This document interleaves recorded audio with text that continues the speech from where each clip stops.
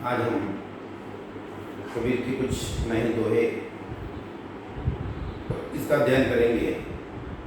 कबीर जी आगे कहते हैं, कबीर कुत्ता राम का मोतिया मेरा नाम। कबीर जी इस दोहे में कहते हैं, कबीर कुत्ता राम का मोतिया मेरा नाम, गले राम की जेवड़ी जित खींचे तित जाऊं। कबीर जी ने समाज को बहुत नए नए आयाम, नए नए दिशाएं, नई नई भूमिकाएं उनके दोहे के माध्यम से देने का प्रयास किया है। इस दोहे में कबीरदास जी कहना चाहते हैं, कबीरदास जी कहते हैं कि मैं तो राम का कुत्ता हूँ, अर्थात मैं तो राम का भगत हूँ और मोती मेरा नाम है। मेरे गले में राम नाम की जंजीर है, जिधर वह ले जाते हैं मैं उधर ही चला जाता हूँ। मतलब कबीरदास जी ईश्वर के सामने नतमस्तक होते हुए कहते हैं कि कुत्ते का अर्थ उन्होंने एक भक्त से लिया है कि मैं ईश्वर का एक सच्चा भक्त हूँ और वह जो जंजीर हमारे गले में बांधी जाती है और नाम खुद बताते कि मोतिया मेरा नाम, मोती मेरा नाम, मतलब एक भक्त मैं हूँ और राम नाम की जो जंजीर मेरे गले में वो जिधर मुझे ले जाती है मैं उधर ही चला जाता हूँ। इतना सच्चा मैं ईश्वर का भक्त हूँ। यह तन विष की बेलरी गुरु अमृत की खान, शीश दियो जो गुरु मिले तो भी सस्ता जान। अब इस नए दोहे में कबीरदास जी ये दोहा ये कहते हैं, यह तन विष की बेलरी, यह तन विष की बेलरी गुरु अमृत की खान, शीश दियो जो गुरु मिले तो भी सस्ता जान। इस दोहे के माध्यम से कबीरदास जी कहते हैं, कबीरदास जी कहते हैं कि यह शरीर विष से भरा हुआ है, यह तन विष की बेलरी, मतलब यह शरीर विष से भरा हुआ है और गुरु अमृत की खान है। गुरु की महिमा कबीरदास जी ने बहुत ही ऊंची बताई है कि गुरु की महिमा हमारे जीवन में बहुत ऊंची है। इसलिए कहा कि गुरु अमृत से भरा हुआ है और गुरु यदि आपको अपना सर अर्पण करके भी सच्चा गुरु मिलता है तो भी यह सौदा बहुत सस्ता है। और आपको अगर गुरु की प्राप्ति करनी है तो ईश्वर की प्राप्ति के समान गुरु की प्राप्ति होती है। इसलिए गुरु की प्राप्ति करने के लिए आपको अगर आपका सर भी अर्पण करना पड़े, आपका सर का बलिदान भी देना पड़े, तो भी वह सौदा महंगा नहीं और सस्ता है। ऐसा इस दोहे के माध्यम से कबीरदास जी हमें समझाना चाहते हैं। इस दोहे में माला फेरत जग गया, गया न मन का फेर। नया दोहा कबीरदास जी कहते हैं, माला फेरत जग गया, गया न मन का फेर, कर का मन का डार दे, मन का फेर। दोहा इस प्रकार से कहते हैं कि माला फेरत जग गया, गया न मन का फेर, कर का मन का डार दे, मन का फेर। अर्थात कबीर जी का इस दोहे के माध्यम से ये अर्थ बताना चाहते हैं कि माला फेरते हुए कई युग बिता दिए, आपने माला फेरते हुए कहीं युग बिता दिए लेकिन मन की अशांति नहीं मिट पाई। देखिए कबीरदास जी का अर्थ कितना गहरा है, हमें समझाना चाहते हैं कि जैसे उन्होंने दुआ को भी माला फेरा तिलक लगाई, लंबी जटा बढ़ाता है, तो इसके माध्यम से कबीरदास जी कहते हैं कि माला फेरते हुए कई युग बिता दिए लेकिन मन की अशांति नहीं मिटा पाए, तो ऐसी माला फेरने का क्या फायदा। हाथों से माला को जपना छोड़कर मन से माला को जपना शुरू करो, अर्थात मन से परमात्मा का स्मरण करो, तभी मन की अशांति मिट सकती है। अर्थात कबीरदास जी यहाँ पर ईश्वर प्राप्ति के लिए, ईश्वर साक्षात्कार के लिए कहते हैं कि हाथ से माला आपने कई दिनों तक, कई सालों तक भी फेरी तो भी आपको ईश्वर की प्राप्ति नहीं हो सकती है। आपको ईश्वर की प्राप्ति अगर करनी है तो आपको मन में ईश्वर का नाम स्मरण करना होगा, मन में ईश्वर की माला फेरनी होगी, तब कहीं जाकर आपको ईश्वर का साक्षात्कार हो सकता है, ईश्वर की प्राप्ति हो सकती है। और तब कहीं ईश्वर की प्राप्ति का फायदा, फल प्राप्ति आपको हो सकती है। ऐसा इस दोहे के माध्यम से कबीरदास जी हमें समझाना चाहते हैं। आए हैं सो जाएंगे राजा रंक फकीर, उनका अगला दोहा है, आए हैं सो जाएंगे राजा रंक फकीर, एक सिंहासन चढ़ी चले एक बंधे जात जंजीर। इसमें कबीरदास जी का अर्थात वो बताना चाहते हैं। कबीरदास जी कहते हैं कि मृत्यु सबसे बड़ा सत्य है, मृत्यु सबसे बड़ा सत्य है जो एक दिन सबको आनी है। आए हैं तो जाएंगे, अर्थात आपका जन्म अगर हुआ है तो मृत्यु भी अटल है। जो यहाँ पर आता है उसको जाना ही पड़ता है। सुबह अगर आती है तो शाम होती ही है।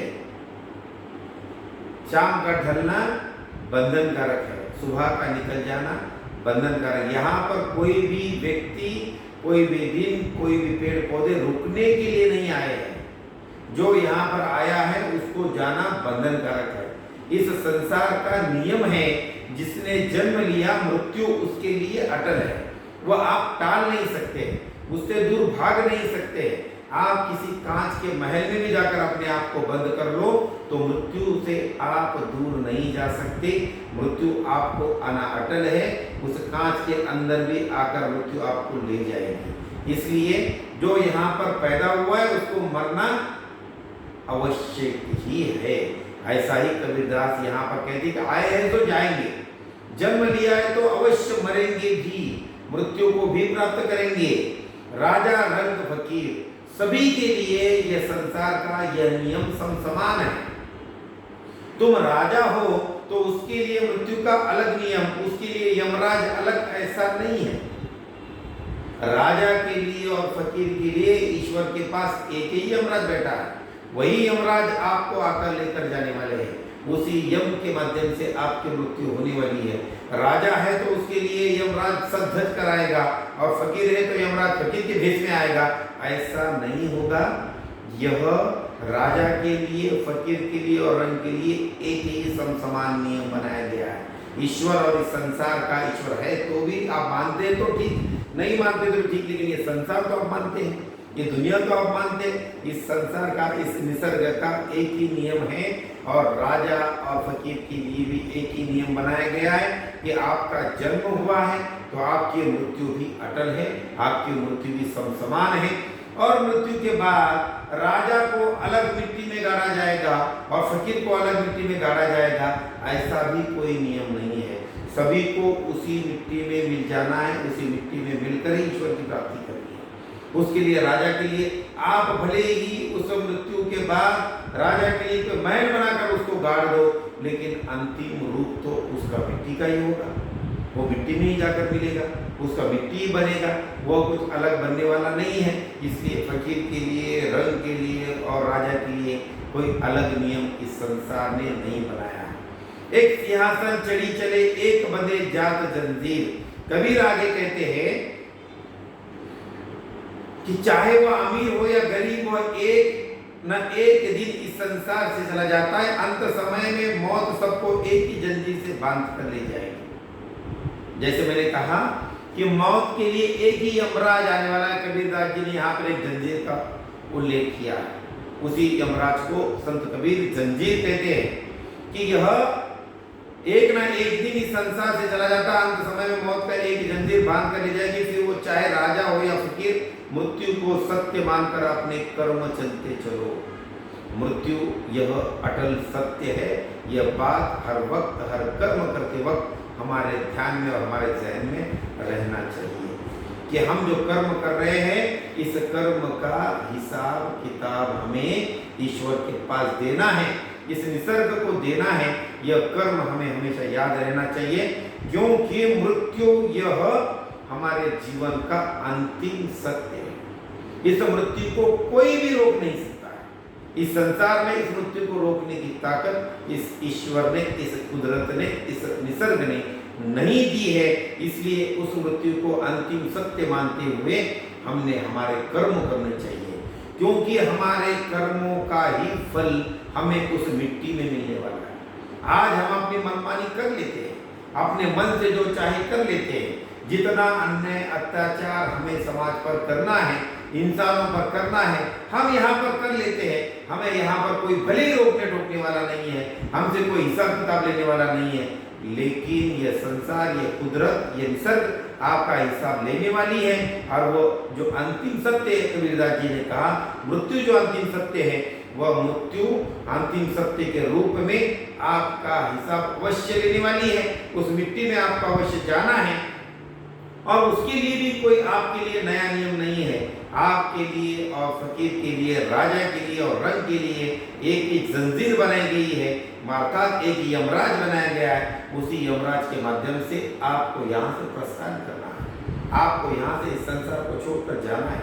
इस संसार में आप हमेशा हमेशा के लिए रहने के लिए नहीं आए हैं। इस संसार में आप यहाँ पर सालों साल, जन्मों जन्म यहाँ पर बिताने के लिए नहीं आए हैं। कुछ समय के लिए ईश्वर ने आपको यहाँ पर भेजा है और उसका अंतिम सत्य भी ईश्वर ने बताया है कि वह मृत्यु जो आपको पता नहीं है, वह मृत्यु का जो पल, जो क्षण है, वह आपको पता नहीं। वह सिर्फ इस निसर्ग को पता है कि मृत्यु आपकी कब होने वाली है। चाहे आपको भविष्यवाणी बताने वाले कई लोग मिलेंगे, कितने लोग आपको भविष्य बताएंगे, लेकिन उस भविष्य में सत्यता नहीं है। क्योंकि यह मृत्यु कभी भी एक क्षण में, एक पल में आपको आ सकती है और कभी भी आपको मिट्टी में मिला सकती है। इसलिए कर्म करते वक्त आपने इस जन्म को याद न रखते हुए मृत्यु को याद रखना चाहिए कि यह मृत्यु के बाद यह कर्म ही आपको स्वर्ग और नरक का रास्ता दिखा सकता है। क्योंकि आप अगर मानते हैं कि ईश्वर है, आप अगर मानते हैं कि स्वर्ग और नरक है, तो यह स्वर्ग और नरक को जाने वाला रास्ता, यह एक जंजीर से बंधा हुआ रास्ता मृत्यु है। और मृत्यु तक पहुंचने वाला रास्ता सिर्फ आपके कर्म है।